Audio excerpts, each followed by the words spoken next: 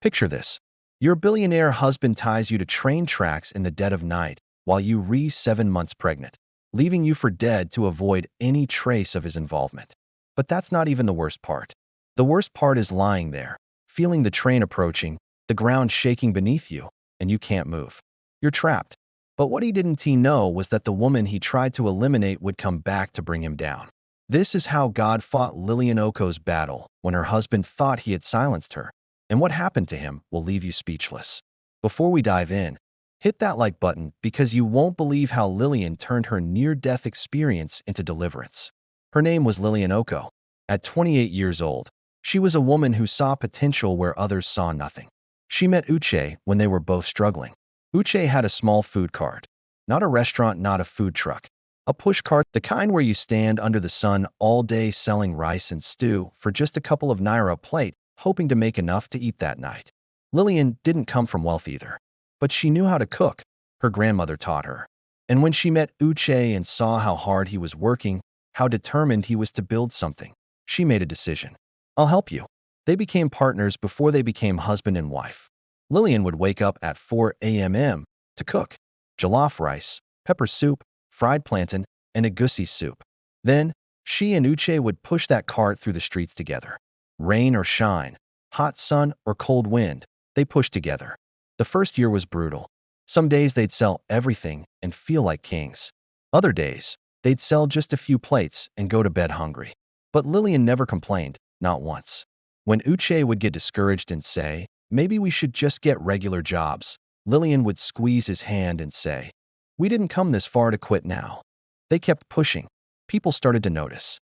Customers would return day after day, bringing their friends. Someone would taste Lillian's jollof rice and say, this is the best I've ever had. Who's cooking this? Uche would smile and say, family recipe. Been in my family for generations. Lillian never corrected him. She figured they were building something together. What's mine is yours. That's what marriage means. 3 years of that food cart. 3 years of Lillian cooking and Uche selling. 3 years of saving every penny until finally, they had enough to rent a small space, 10 tables. Lillian cooked everything herself. Uche handled the money and greeted customers. That little restaurant exploded. Within 6 months, people were waiting outside for tables. Within 2 years, they opened a second location. Within 5 years, they had enough money to buy a small hotel property with a restaurant attached. The Oko Hotel. Uche's name on the sign, but Lillian's cooking filling every table. Her jollof rice became legendary. Her pepper soup was the talk of the city. People would book rooms at the hotel just to eat at the restaurant. That signature dish, her special egusi soup with perfectly seasoned meat, that's what put them on the map. They were successful, truly successful. And that's when Uche started to change. He started wearing expensive suits, going to business conferences, networking events, and referring to himself as a self-made man. When people interviewed him about his success, he leaned back and said, I had a vision. I took risks. I worked day and night to build this. Never mentioning Lillian, not once. But worse than that, Lillian started noticing things. Money disappearing. Strange charges. Uche coming home late.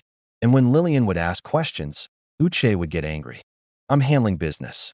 Why are you spending money like this? We need to save for expansion. I know how to manage my money. Lillian. Your own money? We built this together. Don't start, Lillian. You're always questioning everything. But Uche didn't want a wife who questioned him. He wanted someone who would just smile and stay quiet while he did whatever he wanted. And that's when the mistress appeared. Young, beautiful, never asked questions, never challenged him. One evening, Lillian went to the market. It was getting late, but she needed fresh ingredients. She was 7 months pregnant and tired, but the restaurant always came first. By the time she finished shopping, it was dark. She was walking home with heavy bags when she saw something that made her heart stop. Uche's car parked on a quiet street near the old railway tracks. Inside the car, Uche was kissing a woman. Lillian dropped her bags, tomatoes scattered, onions rolling into the gutter. She stood there frozen, unable to move, unable to breathe. Then Uche looked up. Their eyes met through the car window. For 1 second, Lillian thought maybe he'd feel shame. Maybe he'd get out and apologize. Instead, Uche said something to the woman. They both looked at Lillian and then got out of the car and started walking toward her. The woman looked Lillian up and down with disgust. So this is the wife. Lillian's hands were shaking. She wanted to run, but her feet wouldn't move. Uche looked around. The street was empty. No houses nearby. Just the railway tracks and darkness. Then he said something that made Lillian's blood turn to ice. Actually, this is perfect timing. No one's around. The woman smiled. A cold, terrible smile. Before Lillian could understand what was happening, Uche grabbed her. She tried to scream, but he covered her mouth. The woman helped him drag Lillian toward the railway tracks. Lillian fought as hard as she could, but she was 7 months pregnant, and they were stronger. They had rope in the car. They tied her hands behind her back, tied her ankles together, and laid her body across the cold metal tracks. Lillian was crying, trying to scream through the cloth stuffed in her mouth, begging with her eyes. Uche looked down at her with no emotion. I'm sorry, Lillian, but you're in the way. You question everything. You challenge me constantly. I can't live the life I want with you. This way, it looks like an accident. The train comes through here at midnight. Everyone knows that. Very tragic. I'll make sure your funeral is nice. The woman laughed. Finally, he can enjoy his life without someone nagging him every second. They walked back to the car. Lillian heard the engine start, heard the tires on gravel as they drove away. And then she heard something else that made her entire body go cold. A train horn far away, but getting closer. Lillian twisted and pulled at the ropes until her wrists bled. She couldn't breathe properly because of the gag. The train horn got louder. She could see the light now, a single bright light cutting through the darkness, getting bigger and bigger. The ground started shaking. Lillian could feel the vibration in the tracks beneath her body. The train horn was deafening now. The light was so bright she had to close her eyes. She thought about her unborn baby. She thought about dying alone on these tracks. And she prayed, God, if you save me, I'll never be silent again. I'll never shrink myself again. Just let me live. Let my baby live. The train was so close now. Lillian could feel the heat from it. The ground was shaking so violently, she thought her bones would break. And then, there were hands. Someone was pulling at the ropes, cutting them with something sharp, dragging her body off the tracks. The train roared past, so close that Lillian felt the metal against her skin, so close she could have touched it. When she opened her eyes, an older man was kneeling beside her, cutting the gag away from her mouth. You're safe now. I saw you from the road. Who did this to you? Lillian couldn't speak. She just sobbed while this stranger held her and told her over and over that she was safe. His name was Mr. Okoro, a widowed businessman driving home from a late meeting. He took Lillian to the hospital and paid for everything.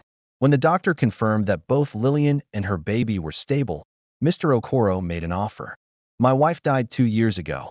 I have a big empty house. Come stay with me until you figure out what to do next. You can't go back to wherever you came from, not after what just happened. Lillian stayed. She had nowhere else to go. She was broken, traumatized. But Mr. Okoro was kind in a way that reminded her humanity still existed. One evening, Mr. Okoro tried cooking dinner. He was terrible at it. Everything was either burnt or tasteless. Lillian watched him struggle and finally said, Please let me cook. I need to do something useful. She made jollof rice and pepper soup. When Mr. Okoro took his first bite, he stopped chewing and just stared at her. This is incredible. Where did you learn to cook like this? Lillian looked down at her plate. I used to run a restaurant before. Mr. Okoro was quiet for a long moment. Then he said, Would you like to run one again? I have a property sitting empty. Small restaurant space. I'll set it up. You run it. We split the profit 60/40ths. You get 60. Tears filled Lillian's eyes. Why?